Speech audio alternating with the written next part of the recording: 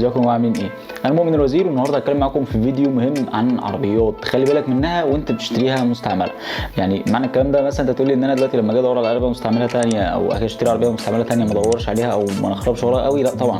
ولكن العربيات دي انت هتتعب قوي عشان تلاقي منها عربيه حاله كويسه، طبعا داخلها ما فيهاش حاجه او مش مهلوكه بمعنى اصح. فبلاش اطول عليكم في المقدمه ويلا بينا نخش في الموضوع. العربيات اللي احنا هنتكلم عليها النهارده زي مثلا عربيات السيفيك من الهوندا، وجولف مثلا الجولف والجيتا من فولكس فاجن، وكمان السي من مرسيدس بنز، وعلى سبيل المثال برضو الفئه الثالثه في بي ام دبليو.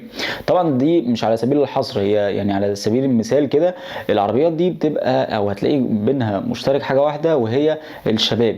العربيات دي بتبقى موجهه للشباب او ان الشباب بيستعملوها كتير قوي، او يعني الشباب خدوا رجل عليها. زي الجيتا مثلا، الجيتا ما كانتش عربيه شبابي زي ما بقت في الفتره الحاليه.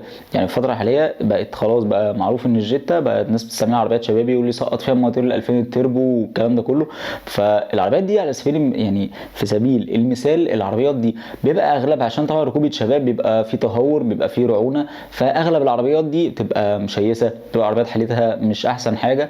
ده طبعا لان بيبقى في تهور كبير جدا من الشباب، فبيحصل مثلا لا قدر الله حوادث كتير، فهتلف عشان تجيب عربيه بحاله كويسه. يعني انا على سبيل المثال في واحد صاحبي كان بيدور على هوندا سيفيك، لف مصر كلها عشان يجيب عربيه هوندا سيفيك 94 داخلها زيرو، وبالعافيه على ما جابها من بورسعيد. هو من القاهره سافر كذا بلد وكذا محافظه، وفي الاخر جاب عربيه من بورسعيد بعد عمليه بحث طويله جدا لمده 3 شهور. فالعربيات دي او العربيات عامه اللي تبقى موجهه لسوق الشباب او العربيات اللي بيستعملها الشباب كتير، فالعربيات دي انت اعمل حسابك ان انت هتلف كتير على ما تلاقي حاله كويسه وبسعر معقول، عشان طبعا اللي هتلاقيه معاه عربيه حالتها نظيفه جدا هتلاقيه بيغني وبيقول اسعار غريبه جدا، خاصه بقى في الفتره اللي احنا فيها دي اللي هو اصلا سوق العربيات رايح في حته ثانيه خالص. ده كان فيديو بسيط حبيت انصحكم فيه عن العربيات الشبابي او العربيات اللي انتوا تخلوا بالكم منها قوي وانتوا بتشتروها.